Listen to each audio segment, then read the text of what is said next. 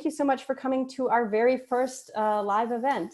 So this is our virtual conversation with Nicholas Buccola, in conversation with Terrence Tucker about his recent book, The Fire is Upon Us, James Baldwin, William F. Buckley, and the Debate of Race over Race in America. This conversation that we're about to take part in is jointly co-sponsored and co-organized with the Department of History and the Department of Philosophy. So thank you for your sponsorship. We have 3 more events coming up this semester, which you might have seen on the screen. The History and Philosophy of Black Lives Matter, a conversation with Anika Simpson and Charles McKinney on October 9th. And the Hooks National Book Award presentation to Simone Balto, Occupied Territory, Policing Black Change, from Red Summer to Black Power on October 20th, and Publishing in the Pandemic, a roundtable on October 27th. You can find more information about those, the exact times and how to RSVP on our website or on our Facebook page. I now welcome Aram to introduce our guests. Please be aware that you'll be able to type any questions that you have in the chat box or in the Q&A, and we're going to monitor them, and then any of them that Terrence doesn't himself get to, we will find time probably in the last 15-20 minutes to go over some of those questions. So please do contribute that way. All right, good evening, everybody. My name is Aram Gadzouzian. I teach in the Department of History.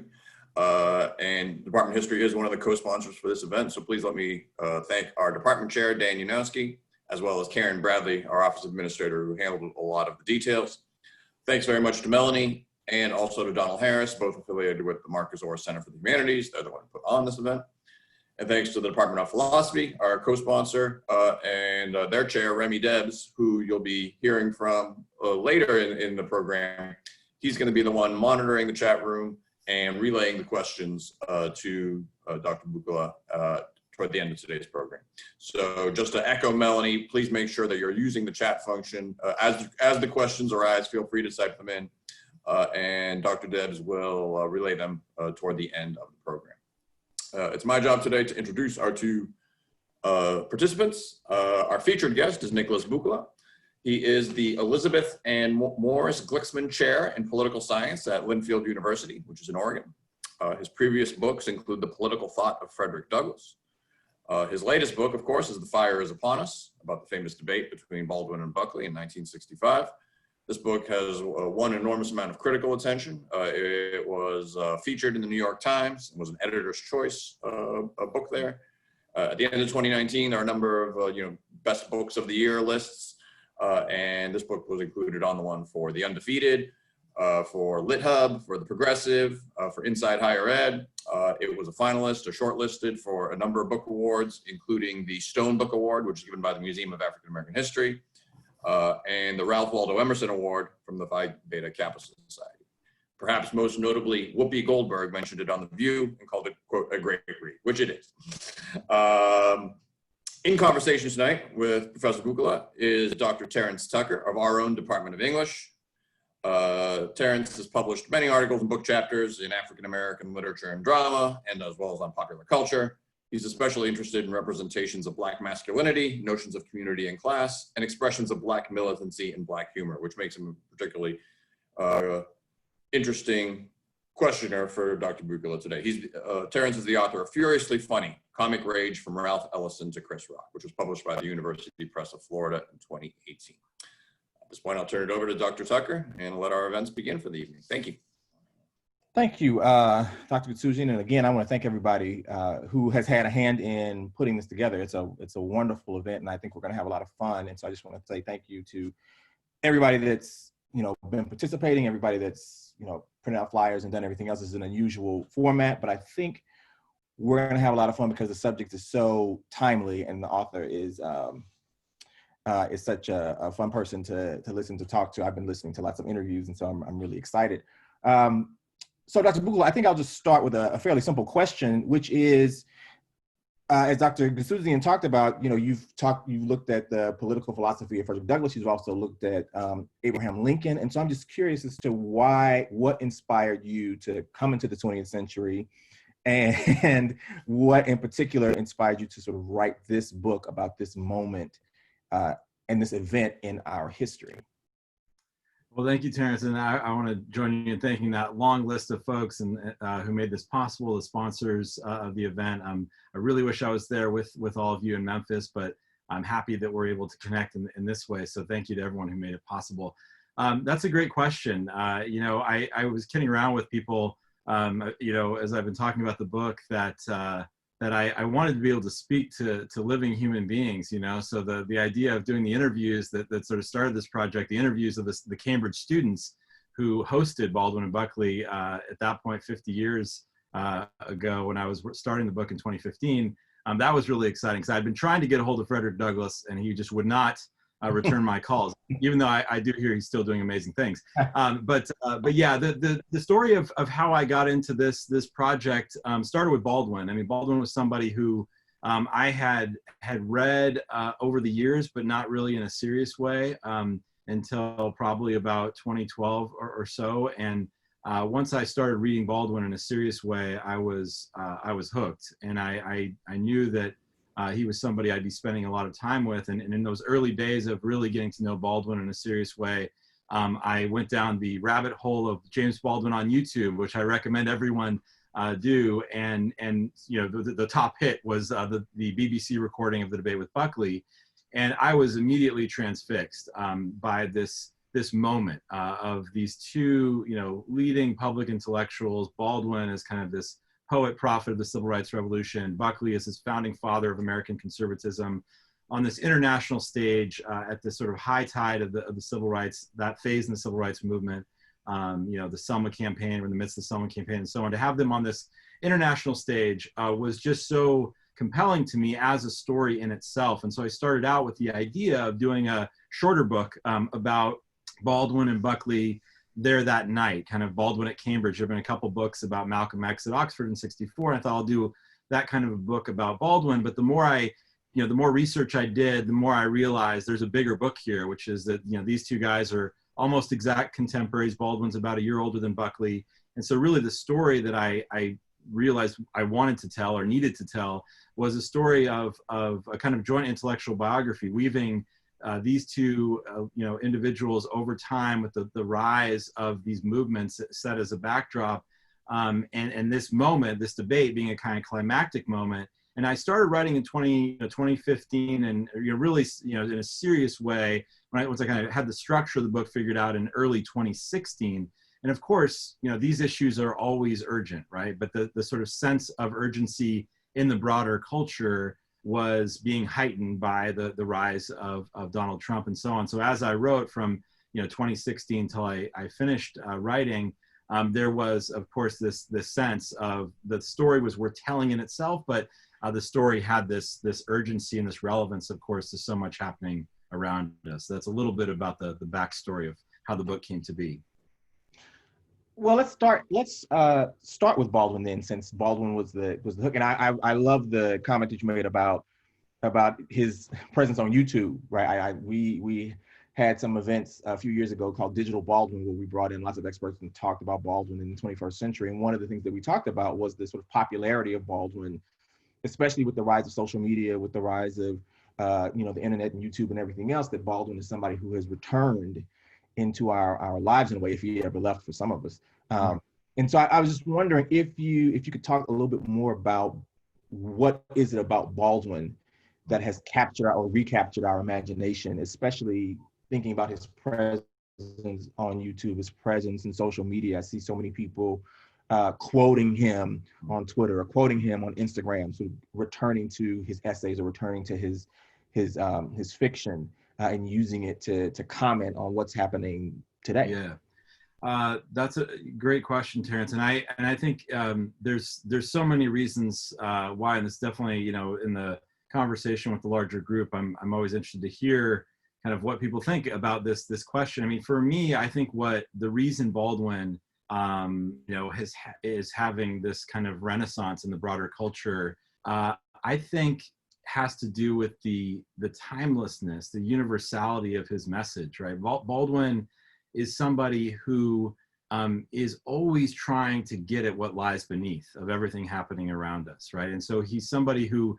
in his fiction and his nonfiction, every genre that he's writing in, he's really trying to imagine the world through the eyes of others, and to get his readers to get his readers to think about the world through the eyes of others. And so Baldwin is just kind of fascinated with these questions of identity, and these questions of identity that he thinks are really at the root of all of our trouble, and also at the root of what might save us. And so I think Baldwin had this way, and there's no one who does this for, at least for me, and I think for a lot of others, quite like Baldwin, and this way of really forcing us as individuals, as readers, if we're taking him seriously, to really grapple with what he called these grave questions of self, to really think through questions of identity and who we take ourselves to be, and how our conceptions of identity lead us to treat other people.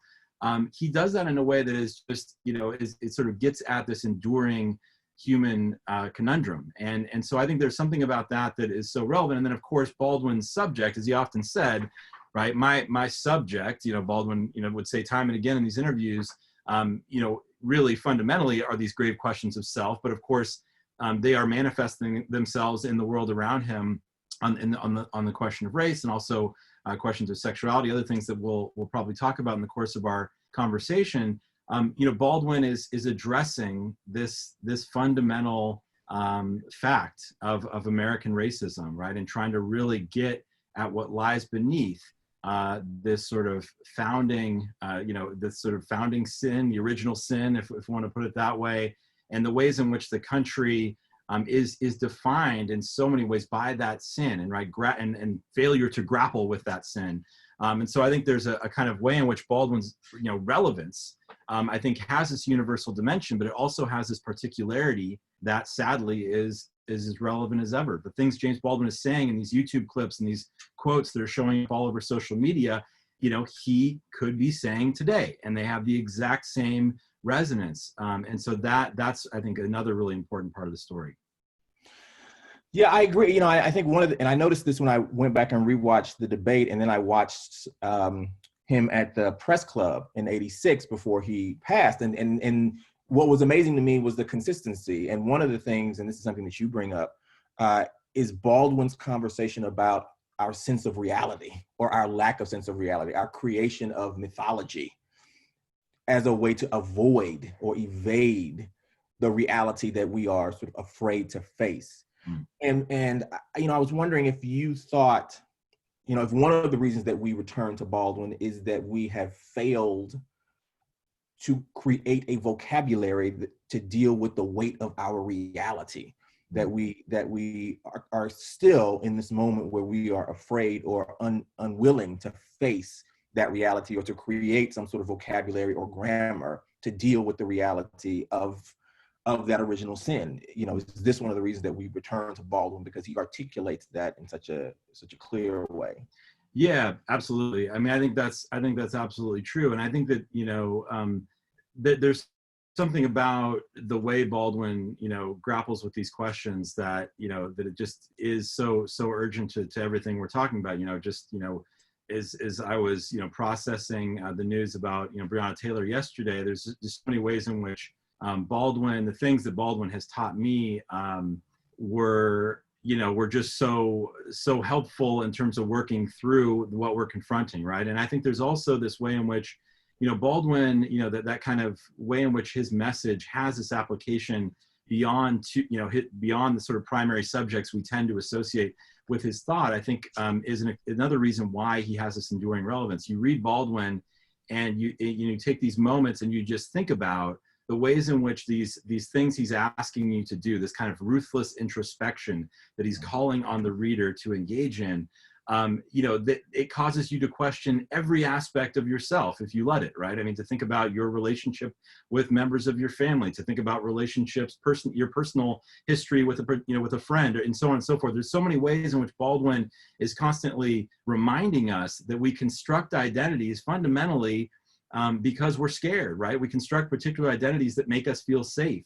And often we do that. We try to find that safety by way of this kind of claiming of status, right? A status that makes us feel superior to others. And so Baldwin is always after this thing, right? What is it that we're doing not only to other people as a result of that, but what is it we're doing to ourselves? I mean, so Giovanni's Room, 1956, he publishes this novel and gets this pushback from people who'd supported him in his first novel, Go Tell on the Mountain. And they're basically saying to him, the quote that he, they always, occurs to me as Baldwin says, they said to me, why is a promising young Negro writer giving me an all-white gay novel, right? His publishers are saying that to him. And he says, you're missing the point. You're missing the point of what this novel is about, what it means, what happens to a human being when that human being is incapable of loving someone else. And so I think that's something about Baldwin that is, is so powerful. I mean, his lens, the lens is that he gives us to view the world, to view ourselves. I think, helps us get closer to the truth. And I think that capital T truth is why Baldwin is so important today. Yeah, absolutely. I want to come back to Baldwin because I want to talk about The Fire Next Time. But I have to say, when I was reading this, it occurred to me that I knew less about Buckley than I did about Baldwin. And so I was surprised, for example, to know that Buckley's family came from the South. That his father, for example, was from the South. But what struck me about your book was the ways in which his family, his parents in particular, attempt to recreate that sort of Southern life. And so I was wondering, if we can ask sort of the same question about Buckley, about his resonance in our contemporary moment. Is that desire for nostalgia, that recreation of, making America great again, is that something that is rooted? Is that something that Buckley is like, that they're pulling from Buckley is that something that you see? Is that desire for a particularly Southern nostalgia at the root of our contemporary conservatism, I guess, is the question I would ask. Yeah, that's a great question, Terrence. I mean, I think that there is something about, right, the kind of the book, right, such as it is, Baldwin and Buckley getting together for this debate, 55 years ago, ends up being this really powerful, sort of this useful vehicle for me as a writer to then think about, okay, well, what does it look like to sort of view Buckley through these lenses that Baldwin gives us, and also vice versa, what does it look like to view Baldwin through Buckley's lenses? And absolutely, I mean, Buckley is this one figure, right, in American political history. And so I try to avoid making these really bold, causal claims about Buckley did X and therefore Y. But I do think this exercise that I'm going through in the book of really thinking in slow motion, trying to get inside of Buckley's head and understand what it was like to grow up in that household with this proud daughter of the Confederacy from New Orleans as his mother and this Texas oil man as his father, and to have this kind of very clear philosophy of hierarchy, and a philosophy of hierarchy that was thoroughly racialized, is what he grows up with. And he's taught, as you said, this kind of philosophy of noblesse oblige, right? This kind of genteel racism, to really think that through and then try to understand, okay, Buckley is, arriving on the scene in a serious way in the early 1950s, and he is founding his magazine that plays an outsized role in the shaping of the conservative movement. In the first issue is November 1955. The ramp up to the launch is in the midst of Brown v. Board and the backlash against Brown v. Board. So Buckley is there, right, at this moment when that phase of the civil rights movement is really becoming sort of front page news, as it were. Buckley is there, attempting to help create a movement. And so I think that there's definitely, so I try in the book to trace, very carefully and let Buckley speak for himself.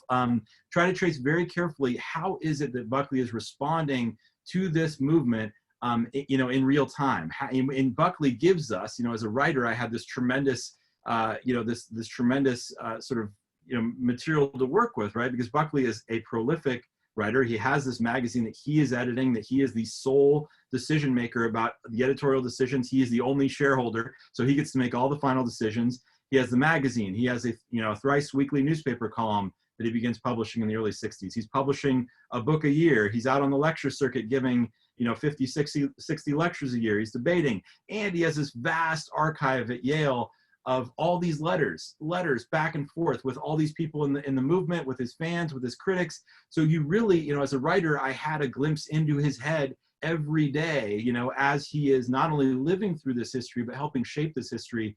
And so, to do the kind of, work that Baldwin is asking us to do, to really try to understand this relationship between these grave questions of self and, the kind of what we are internally and how that manifests itself in the world. Buckley, sort of gives me the perfect subject, right, in some ways, to really do that kind of examination. And so, I sort of said a lot of stuff, and I don't know if I answered your question. I'll just say briefly, and we can talk more about it, is I do argue in the book that the kind of story of Buckley, and sort of in particular, this question of how we see Buckley's racial politics evolve over time, I think can help us make sense of where we are today. And again, I'm not making a direct causal claim, Buckley, therefore Trump, but there's a kind of way in which you watch as Buckley evolves from, the 50s through the 60s, he begins to sort of identify this phenomenon of white backlash and sort of adapt a kind of racial politics that is more subtle, but is I think from Baldwin's point of view, that subtlety makes it all the more nefarious. So you watch Buckley kind of tapping into this idea of colorblind constitutionalism, tapping into this idea of sort of Black liberation has gone too far, and so on and so forth. We see that in the mid 60s, and we can talk more about this.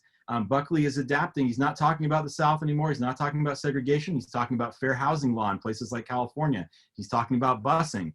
So Buckley, I think, is definitely somebody who can help us make sense of the politics of racial resentment that we see so powerfully today. Yeah, I think so. I think that's great. I was struck. So if we look at something like Why the South Must Prevail and sort of trace something like that to what we see later on in the 60s and later on in the 70s, when he is shifting to this more colorblind and yet, linguistically coded, racially coded language that doesn't appear to be racial or doesn't appear to refer to anyone specifically as race, but clearly has implications for specific groups of people. I think there is certainly something, especially when we think about his relationship with Goldwater, for example. I think you talked about this. You did talk about this in the book, like the popularity, and when we look at Goldwater's impact on conservatism and the ways in which politicians eventually sort of adopt Goldwater's approach, but also the language and the rhetoric that Buckley is using. And so I think that you're absolutely right that vast access that you had really allows us to see Buckley in his evolution, but in a way that we can at least glance and see a similar evolution in conservatism itself, if not a sort of direct connection. There's certainly people who are cribbing Buckley and his rhetoric and the moves that he's making as a writer.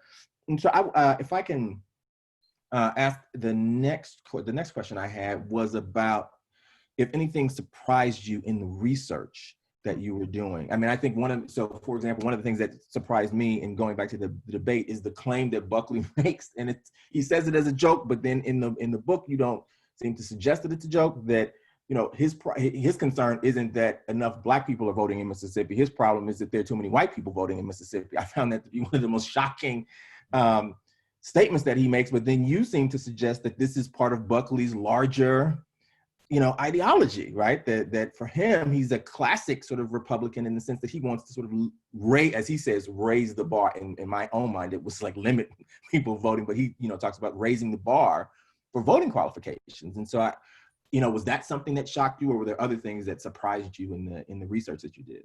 Yeah, thank you for that question, Terrence. I mean, yeah, so Buckley, I mean, as I argue in the book, I mean, that goes back to, his childhood, right? He's taught his, in this 47-acre estate at Great Elm in Sharon, Connecticut, he's learning at the knee from, of Alfred J. Alfred J. Nock, who's there, teaching him about the remnant, this idea that there are some people who have this knowledge that's unavailable to the masses, and so on. And so, I mean, the Buckleys are taught that there are some people fit to rule and others who are fit to be ruled. And good news, Buckley children, you're fit to rule. And so he's taught that from a very young age, and that's something, that moment that's captured in the BBC recording of the Cambridge debate, where he says, the problem is that too many white people are voting. that, it gets a great laugh, but it's absolutely something he had been arguing going back to the 50s. I mean, he had been saying that the South can lead the way in a conservative revolution that will disenfranchise more people. And he's actually surprisingly honest about what he's doing. He admits that this will have a disparate impact on those who have been subjected to injustice throughout American history. He admits that, but he still thinks it's a conservative reform that people should embrace, because he thinks it's better for the preservation of civilization, as he puts it. So Buckley is absolutely, I mean, one of my colleagues down at the University of Oregon, anti-Blackness and anti-democracy are bound up, and very tightly. And so this kind of way in which we see his anti-Blackness manifest itself in his racial politics, I mean, it does have this kind of this sort of these deeper roots and this kind of elitism, this unabashed elitism. And so I think one thing that was a little bit surprising, though, in sort of digging into the archives was, just how, kind of looking a little bit at the public versus the private Buckley. So the one thing that's clear when you sort of dig into the archival material is that Buckley behind the scenes, he's really thinking these questions through, not because he's really thinking through whether he's right or wrong as a matter of principle, but he's really thinking through this question of, how do I take the information that I have and how do I adapt politically? And so you see in 1963, as he kind of, he thinks the March on Washington is going to be a disaster, and it's not, and he has to kind of deal with the fact that he was wrong about that and publicly wrong about that. So he tries to get his editors to sort of draft these memos to help him rethink the civil rights question and how should National Review adapt and how should they position themselves, vis-a-vis Goldwater and so on. He even has this moment, which is just this remarkable moment, where Buckley had been saying for years that he wanted to write a quote unquote big book of political philosophy, something like Remy would write. A big book of political philosophy that sort of solves all these questions of political philosophy. And he had a contract to write this book, but he never wrote the book. He had a title for it. The title was The Revolt Against the Masses. And the idea that he wanted to try to capture in the book was a kind of description and defense of what he thought would be a kind of revolt against democracy that would happen throughout the 1960s. Now, he has this moment in these memos that he has with some of his closest advisors when he says, it might be the case that this revolt against democracy will be fueled by some really nasty racist people in the South. Is the kind of basically what he says. He doesn't like people like Ross Barnett. He doesn't like people like George Wallace, but he sees that there's something about what they're doing that could be very politically useful. And Buckley basically asks himself, in a kind of almost direct language, he asks himself, is it okay for me to pursue my political objectives in a way that's fueled by people that I find to be unsavory, that I find to take things too far? And the conclusion that he reaches is absolutely clear. His answer is yes. And this is why, as we look at Mitch McConnell, for example, and we look at the headlines each and every day, there's this relevance, right? Buckley publicly is willing to take these positions, not because, those issues are his primary concern, but he has this other agenda that he's trying to, use those issues to fuel this other agenda. And we see that happening all over our politics today. And so that's another reason why I think this story is so relevant, the Buckley side of the story. And I've had a lot of people tell me, I came to the book because I was interested in Baldwin. I really didn't want to read the Buckley parts. But, a lot of those folks have said, although it's painful to read those Buckley parts, I think they're really important, right? I think a lot of folks know that story, but a lot of Americans don't know that story. They don't see the connection between people like William F. Buckley and Ronald Reagan and what we're seeing today. And that's a story that a lot of folks need to learn, because that's sort of lost in a lot of the way history is taught. I completely agree with that. If I can talk about Baldwin, well, I'd like to talk about both Baldwin and Buckley, obviously, together, and just mention, so if we take something like The Fire Next Time, and so I had my students in my class read The Fire Next Time a couple of weeks ago, and we had a very extensive conversation about it, because it's such an exciting and wonderful book.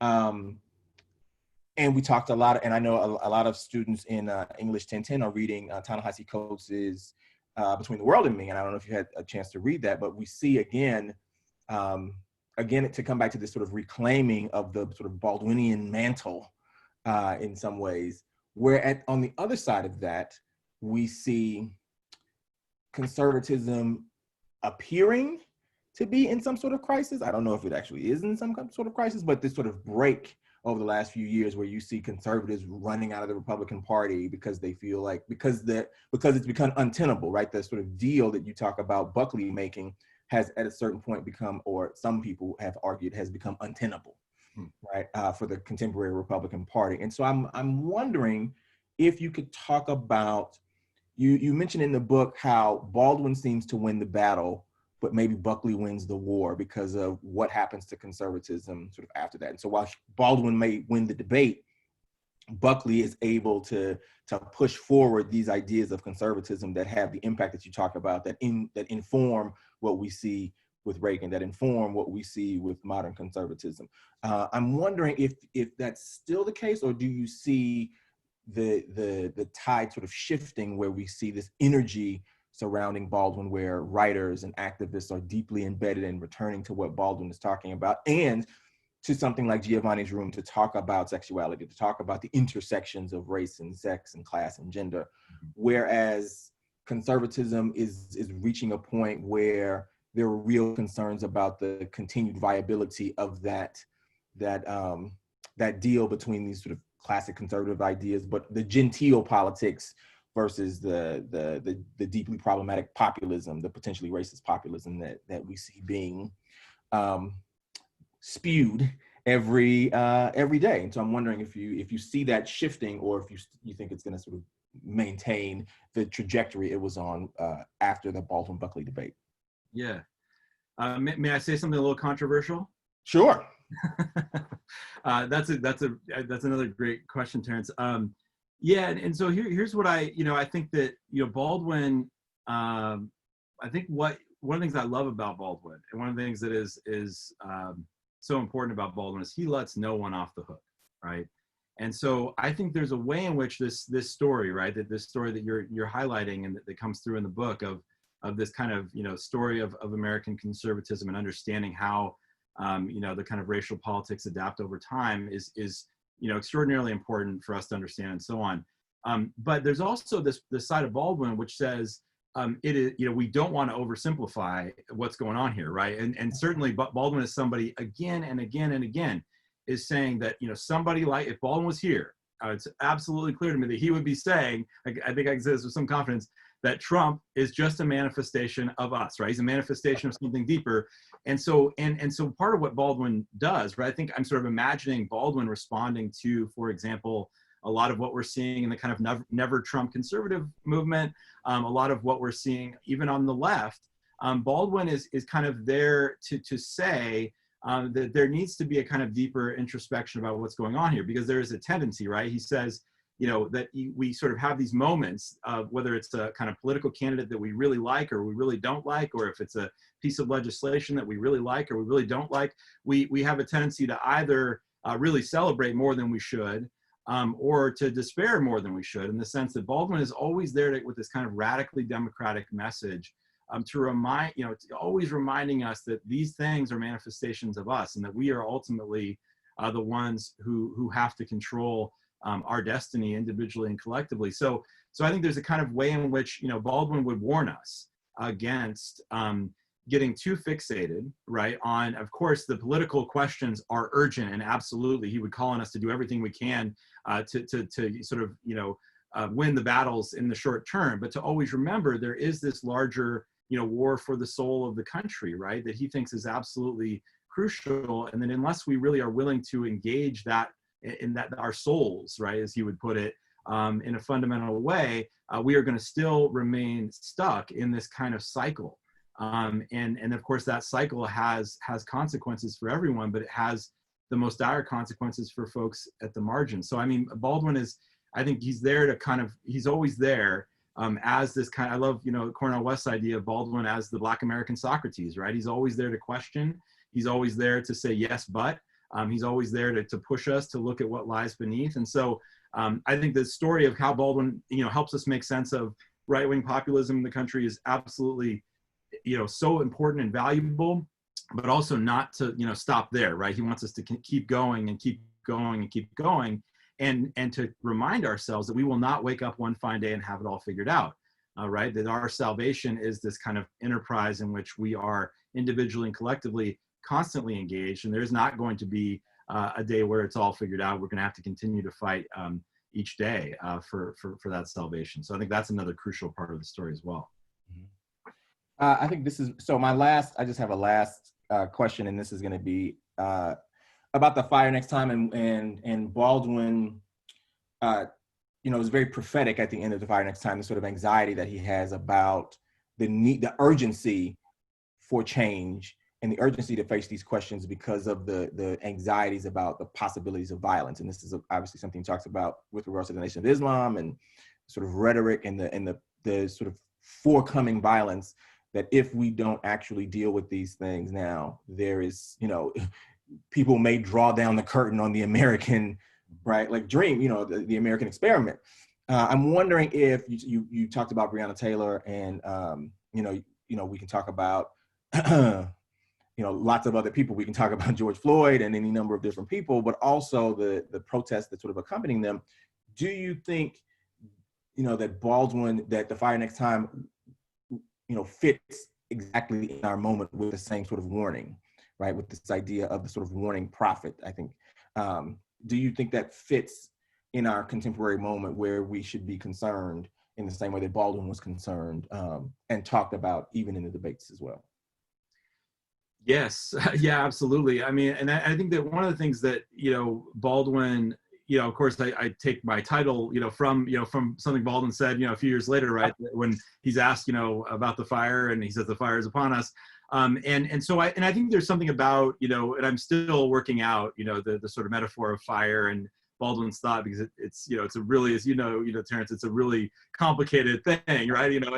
So the way he uses fire, sometimes fire has a good, fire is, he also calls fire freedom, the fire that burns away illusion, so the fire can be beneficial. But yeah, I think there's a way in which, what Baldwin is doing in 62, 63, as he's working on what ends up being the fire next time, he is playing, as you said, this kind of role of warning prophet, and there is a kind of way in which the text, right, Buckley calls the fire next time a threat, but it's, Baldwin, I think, when he says that during the debate, you see Baldwin's eyes, sort of the way they change, is I think really important, the sort of nonverbal communication. For Baldwin, the fire next time, right, was not a wish, but a warning. But I think there's also a way in which Baldwin, and he was saying this throughout his public career, is that destruction takes all sorts of different forms, right? The fire has been upon us, right? The fire has been upon us since 1619. And, there's a way in which he is calling on us to kind of really, engage in this extraordinarily demanding kind of moral enterprise, which is to always be thinking about, the folks at the margins of the margins, and all these, sort of big changes that are happening in the country, and these markers of progress and so on, or these moments of disaster. Baldwin is always calling us to think about these questions, through the eyes of a teenager who's trying to imagine what their life, might be. And so I think there's a kind of a sense in which, the message of Baldwin absolutely is so relevant to what we're seeing, not only what we're seeing in terms of the sort of catalog of disasters, Baldwin would call it, from the assault on voting rights to the, police violence to mass incarceration, the list goes on. But also, I mean, this is a really important point as well, as Baldwin calls on us to see not just the catalog of disaster, but the catalog of resistance. And the ways in which, in the face of this disaster, people do resist. They do find joy, and they find love, in spite of everything. And so I think that's something that Baldwin calls on us to do. And one of the things that he says again and again, he says this, even though he's, more of a contemporary of King, right, Martin Luther King, he's constantly reminding people of his generation, and Baldwin is not all that old when he's doing this, to really look to young people for guidance, right? That really the young people, the things that they're experiencing, the ways in which they are describing their experiences and trying to communicate the world that they want to see, is absolutely should be instructive to all of us, right? And so I think there's a way in which what we're seeing right now, what we're seeing, in so many different ways, right? Not only, people in the streets, but people, we're seeing artistically, we're seeing all these different expressions, I think Baldwin was always, the thing that he did so beautifully, and I think the thing he appreciated in others so much, was the ability to connect the particular to the universal, right? So what we're seeing in that particular story, right, and just revisiting, as I did, last night, kind of revisiting the sort of the story of Breonna Taylor, and sort of hearing her boyfriend describe what it was like to be in that apartment that night. That's where the truth is, right? And that is where that truth, if we can really get at it, I think in a way that Baldwin calls on us to do, that's where the sort of revolution, the seeds of the revolution, the moral revolution, and the revolution in our social, political, economic institutions, that's where it lies. That's where the truth lies. That's what Baldwin is reminding us to do, is to listen to those voices. That's the thing he says Buckley would not listen, right? That is his greatest vice. And he would not listen because he was clinging to his innocence, right? The innocence, Baldwin tells us, constitutes the crime. I'm going on, and this is what I do. Oh, I love it. I love it. I'm going to shut up and yeah. I love it. I'm all in. There are already questions. I see questions. I'm going to hand it over to Remy Debs.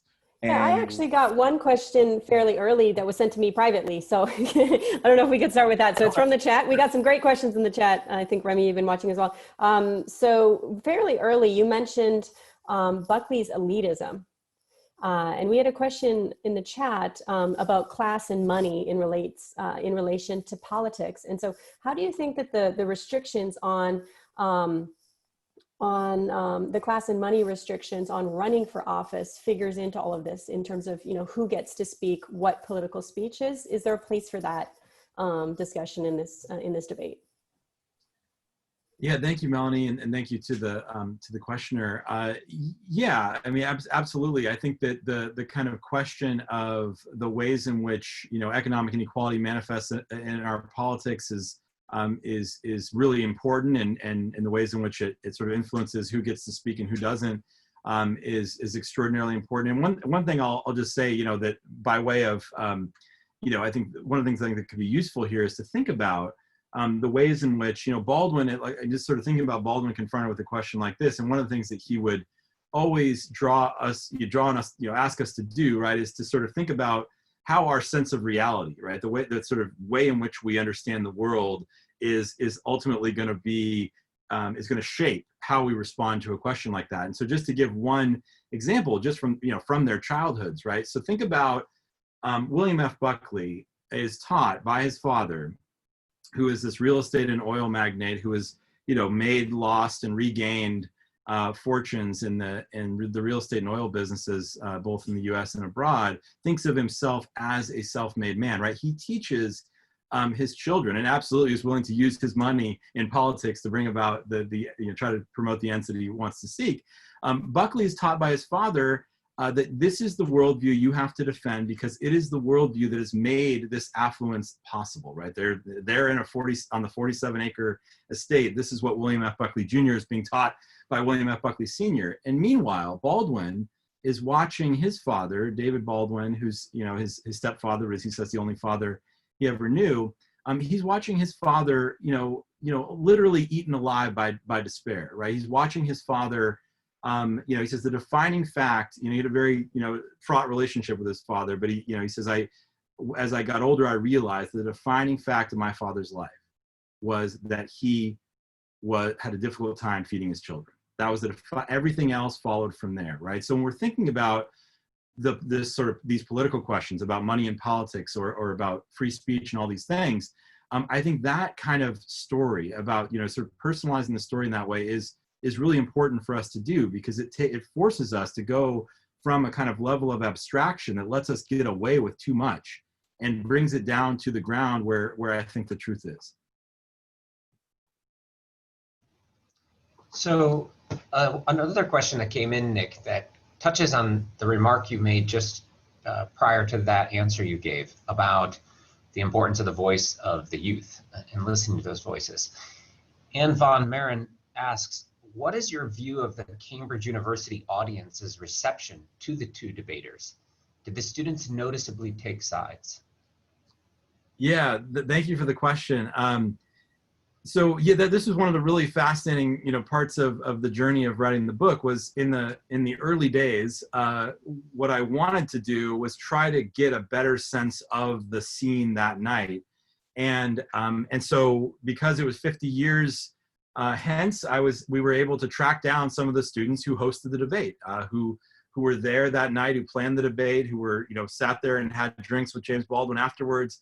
And so once I was able to find, Peter Fullerton, who was the president of the Cambridge Union at the time, an undergraduate who's studying history at Cambridge, and a few of the other students who were there, I was able to get more of a sense of that backstory, but also more of a sense beyond what the history books could tell me about what was it like at Cambridge at that time, what was the vibe like, and how did that kind of shape the event that was so powerful that we see in the BBC recording. And it's really fascinating because Cambridge was a pretty conservative place at that time.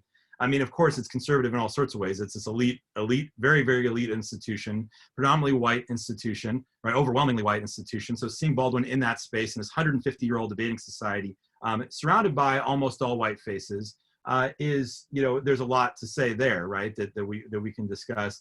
But the institution itself was kind of conservative in a British sense, but they were kind of more progressive on the American racial question. So, at that time, there's, of course, they're seeing on the news and in newspapers, they are seeing, Sheriff Jim Clark in the streets with his cattle prod, using it, against, men, women, and children fighting for their rights. And so the crowd is definitely sympathetic to Baldwin in a lot of ways, even though it's generally a conservative crowd in a lot of other ways in terms of British politics. I mean, Buckley makes a lot of this. Buckley writes a lot about the debate for the next, 4 decades that he's alive. He keeps writing about it because he refuses to admit that. So Baldwin wins, right? So Baldwin's side wins. Spoiler alert: 544 to 164. So they have a formal vote. You actually walked out of the door of the side that you thought won, and so they walk out. They Baldwin wins, and Buckley immediately gets, as soon as he can, gets back to his typewriter to say Baldwin did not win that debate. The students were simply, it was an organized, we called it a planned orgy of anti-Americanism. And the students were essentially, and Buckley argues this to the end of his life, that the students did not care about what either I had to say or Baldwin had to say. They were simply there to affirm Baldwin's identity as somebody who was Black, homosexual, a religious skeptic, and a hater of America, is the way Buckley puts it in the 1980s. And so there's something about that I think is really, really important. I mean, I think that's wrong in all sorts of ways. Of course, the Cambridge students I interviewed think Buckley's reading of what happened is wrong in all sorts of ways. But yeah, there's a lot more to say about this sort of Cambridge scene, but I'll leave it there. And if others want to talk more about the Cambridge scene, I'm happy to expand on that. Okay, we have another question from Drew Hampton. You mentioned the contemporary relevance of Baldwin fueling his resurgence of popularity, but you argue that Buckley has the same relevance, for example, in Mitch McConnell's pragmatism. Why hasn't the modern conservative movement resurrected Buckley's image? Well, that's a good question. It's interesting because there's definitely, and I interviewed a number of, folks who knew Buckley for the book, and there was a time, right, when Buckley was this kind of person to be emulated. Everyone wanted to be, he's sort of like this, he had this kind of style. There was something that I discovered doing interviews for the book, that people, and this is something not just in the interviews, but when you read about people commenting on Buckley, he was somebody who had this allure, even for folks who really didn't like his politics, right? There was something about, he was an interesting dude, and could be very, engaging on a personal level and very generous and warm. And there's a kind of something about the way he presented. He really performed conservatism in this way that was extraordinarily powerful and very appealing. And so he kind of, part of what he was doing, and he was doing this quite self-consciously, was to try to kind of perform a responsible, intellectually serious conservatism. And he thought in the context in which he was operating, he thought that was extraordinarily important. And I think he did have a really important impact on shaping a lot of conservative institutions and a kind of conservative style and conservative substance in the sort of decades that he was in his prime. But then you have this question, right? Which is that how in the world do we go from that to Donald Trump and Trumpism, and the kinds of things that we're seeing here in Portland with Proud Boys and things like that. Well, that's not a question I've figured out quite yet. But there's something about Buckley, right, that does not seem to fit this moment at all, right? Trump's style, right, and this is what a lot of people, there's been all sorts of op-eds over the last few years basically saying, oh, if William F. Buckley were alive, he would say that Trump is horrible and so on and so forth. And there's some evidence for that view that he did not like Trump's style. But there is also evidence that to say the substance of what Buckley was arguing in his day has a lot of, there's all sorts of ways to trace that genealogy back to what Buckley was doing in his politics. And then stylistically, we have this other thing going on. And I think there's all sorts of reasons for that why is it that this has become acceptable? This has become like a sort of the face of conservatism in this moment, or one of, the biggest face, is the face of Donald Trump. And what does it indicate about our political culture? What does it indicate about our sort of political time? That is where we are. That is, we need a couple days to talk. Well, we need a lot longer than that to figure that out. But I think it's a question that we should be asking ourselves, because I don't know exactly. There's some ways in which this is the last thing I'll say about this.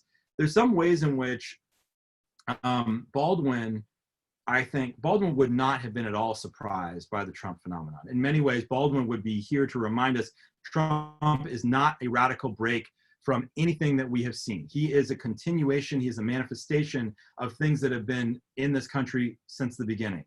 But there is a way in which he's presenting himself that is, of course, extraordinary, or seems extraordinary.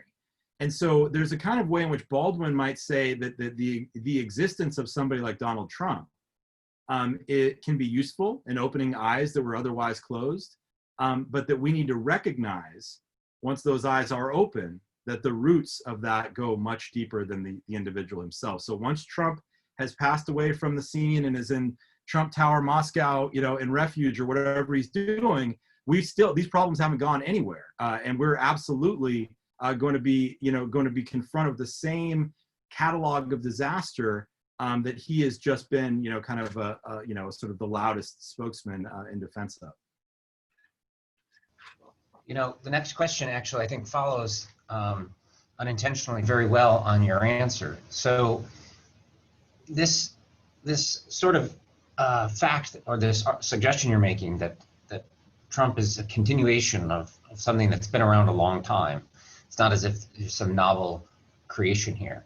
And this comes to, connects to something Terrence said earlier when he talked about the kinds of myths that we use to explain ourselves, and Baldwin's interest in myths, and you picked up that theme. But one of the myths it seems that Baldwin had his eye on, and it certainly comes up in your answer to the question, is the myth of progress. Because, as you say, these are not new problems. They're sort of just new faces of old problems. But that raises a curious question about Baldwin and himself that connects to this question that Chelsea Lucas asks. Baldwin said in an interview once that he is not a pessimist, because a pessimist wouldn't be working toward change. A pessimist is silent. How do we heed his words today, continuing to fight out of an optimism that something will change? Would he still have that optimism today? Yeah, thank you for that question. I think there's a couple ways to answer. One is that Baldwin is the kind of thinker, and he got a lot of flack for this from his contemporaries and since then, who is very suspicious, right, of kind of totalizing solutions to these problems, right? The sort of there's a great line that he concludes his wonderful 1955 essay Notes of the Native Son, right, where he's sort of talking about the sort of the duty we have to keep two things in our head simultaneously, even though those two things don't seem to fit together, which is, one is that injustice is here and injustice will always be here, and yet we need to fight with every fiber of our being to make the world a more humane place. And so that runs through, and there's all sorts of ways in which people are pushing Baldwin to embrace this ideological position or this movement or that movement. And he's all, he's a way, sort of many ways he, forms a lot of important, he's an ally of a lot of different movements, but he's always uncomfortable identifying himself completely and so on. So, but I think that one of the issues there is that Baldwin is kind of suspicious of, as you said, a kind of myth of progress that sort of sees us on, we just, there's kind of a story, these stories that we tell ourselves about, we were here, and then we were there, and then we're here, and then we're gonna get there. Always was too simple for Baldwin. And yet, he is somebody who is as Chelsea, I think Chelsea was the person who asked the question, Chelsea indicates, through the end of his life, if you pull up the videos on YouTube, in which Baldwin is, sort of nearing the end of his life in 1987, he's repeatedly always getting asked this question: how can you have any hope? Where does your, where's, your hope now? And Baldwin definitely undergoes a kind of transition, I think, over the years, in terms of the status of his hope, right? Especially, 3 days after the Buckley-Baldwin debate, Malcolm X is killed. 3 years after the, Baldwin-Buckley debate, Martin Luther King is killed. These are kind of markers in the story of Baldwin's hope that I think are really important. But he does, as the questioner indicates, say that as long as I'm alive, I have to have hope, right? I have a responsibility to have hope. And as my friend Eddie Glaude, Eddie's new book, Begin Again, which everybody should check out, kind of mostly focuses on the period after my book ends. So you can buy both. They're kind of nice. They're compatible. They're complementary in that way. Eddie talks about this idea that Baldwin gives us of hope being born again every day. That we have a responsibility to do that. And Baldwin, more than anybody, will admit that that is not always an easy thing to do. There are a lot of days when your hope will not be born again, right? And you have to fight through that day and get to the next one. But Baldwin says, right, and this is the title of Eddie's book, right, that we have a responsibility. Responsibility will never go away. It can only, so it's there. It can be abdicated, but it will never go away. And so Baldwin calls on us to embrace that responsibility, and that responsibility, I think, is because we have that responsibility, and because he hangs on to the idea that human beings can be better than they are. That is the basis of his hope. So even by the end of his life, when he's seeing so many ways in which, he sort of dies in the midst of Reagan's America, right? 1987, he sees so many ways in which he's lost this war with Buckley, as I frame it in the book. He still feels a responsibility to cling to hope, and it's this idea that we have to try to be better than we were, today. We have to try to be better tomorrow. I think we have time for one last question. So Mike Meyer asks, the debate is so captivating as theater. Could you speak a little about the performances, Buckley's patrician affect, condescension, and calm, versus Baldwin's own performance, his long sentences, his displays of emotion, etc.? What can we learn about the substance from the dueling styles of these debaters? Yeah, wow, another great question. Yeah, we could do this all night. This is great. I know it's later there than it is here, but so yeah, another great question. And I think there's a lot. I mean, there's so much, and there's probably a lot of people in the Zoom room who can speak more eloquently about this than I can. In terms of this sort of theater, the theater of it, the sort of performance art of it. The uses of humor. One of Terrence's areas of expertise. And there's a kind of way in which the way I read what's going on there, right, is Baldwin. This is where the backstory of the debate is so fascinating, right? Baldwin's experience with formal debate was limited, right? I mean, Baldwin is somebody who's, a debate for Baldwin was likely to be, over, many glasses of Johnny Walker at the White Horse Tavern or the Café Flore or something like that in Paris. And he could debate, right? He loved to argue with people. And Buckley, on the other hand, right, is from a very young age is being sort of groomed to be a formal debater, right? And he does that very well at prep school, and he does it very well at Yale, and he is out there engaging in formal debate all the time. So when Baldwin gets to Cambridge that night, or that day, right, before the debate actually happens on the evening of February 18th, he goes into the Cambridge Union. If some people in the room have maybe been to the Cambridge Union, you walk in and you go into the debating hall, and it's modeled after the British House of Commons, you know, and it's not actually a huge space. It's smaller. When I actually saw it, it was smaller than I imagined it to be, but it is, you know, there's a kind of feeling that you feel that history, right? And Baldwin goes into that space. And one of the things that Peter Fullerton, the student who hosted the debate, said is that Baldwin was somebody who Baldwin liked to speak off the cuff. You know, he had actually at the Schomburg Center for Research in Black Culture, Baldwin kept his handwritten notes from his hotel stationery that he pulls out of his pocket at the Cambridge Union that night. You can look at those, you know, at the Schomburg. So he did not have a prepared text to work from or anything like that. He is there. And so he goes at some point that afternoon, and he says to his host, I need a room. I need to have a room where I can sit and think and kind of prepare myself for what I'm about to do. And he's in this room alone, you know, sort of figuring this out. And Baldwin, of course, gets up that night when his turn comes to speak. And he delivers, I mean, although the Union had been around for 150 years, you know, I argue in the book, the Union had never seen anything quite like what the speech that James Baldwin delivered that night, because this is, you know, formal debate is this combination of kind of intellectual enterprise and kind of, you know, jocularity. But Baldwin delivers a sermon, right? This is somebody who was a preacher in Harlem storefront churches from the age of 14 to 17. And, you know, and he says, you know, basically, he says, and many people say about him, although he left the pulpit at 17, he remained forever a preacher. And he says, the first thing he says is, I'm here as a kind of Jeremiah, right? He's there to deliver a sermon about the perils of white supremacy. And so there are a couple moments of levity. One moment of levity that I think the audience laughs when Baldwin doesn't intend for them to laugh. And there's a couple moments of levity that come later in Baldwin's speech, but he delivers a deadly serious sermon about white supremacy. And Buckley is sitting there. He gets to speak second through that, right? So Baldwin does this thing, which is so serious. And then Buckley gets up there and does this thing, as the questioner indicates, where, you know, and I think even Buckley's greatest admirers say it was not his best night. It was not his best performance.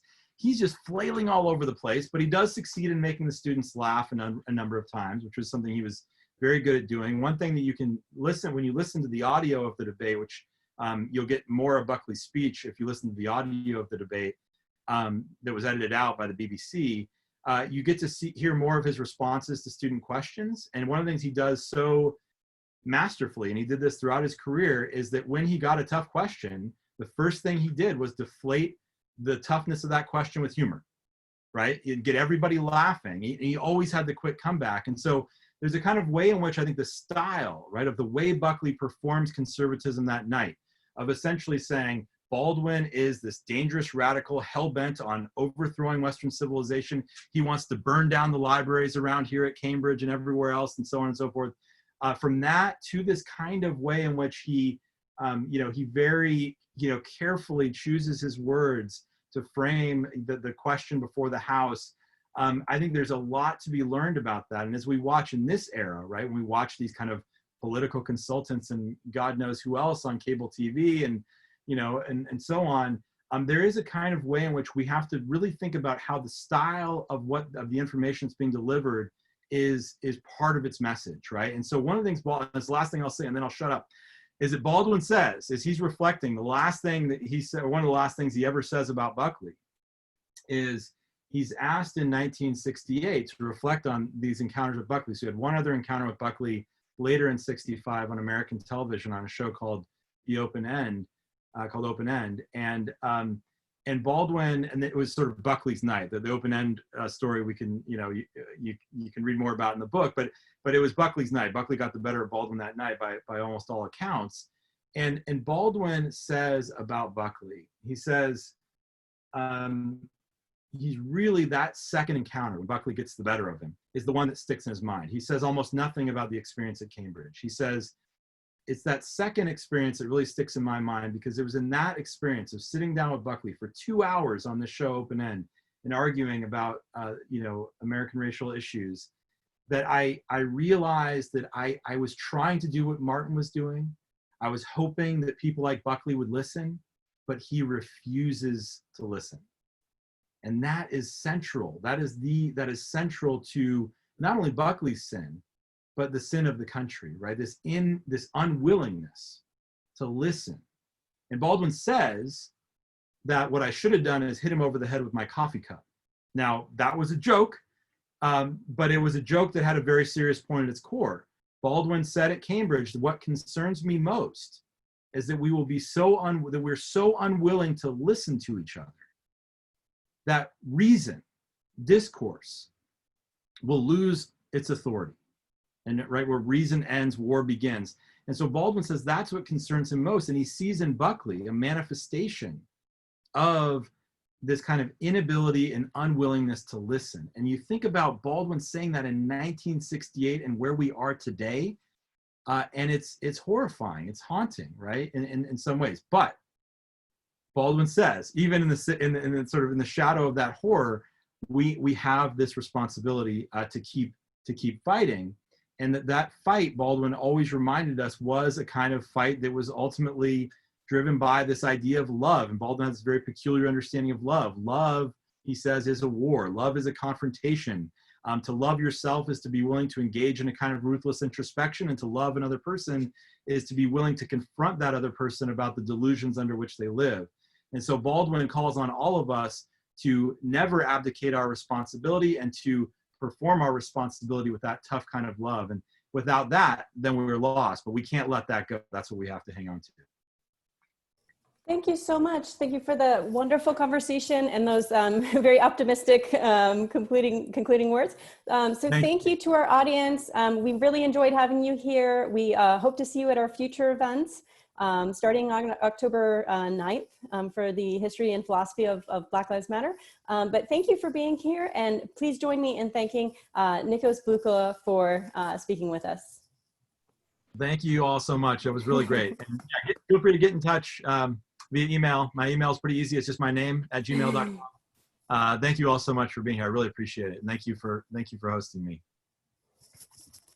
Great talking to you, Nick. Thank you so much. Great. Thanks, everybody. Yeah, thank you, Terrence.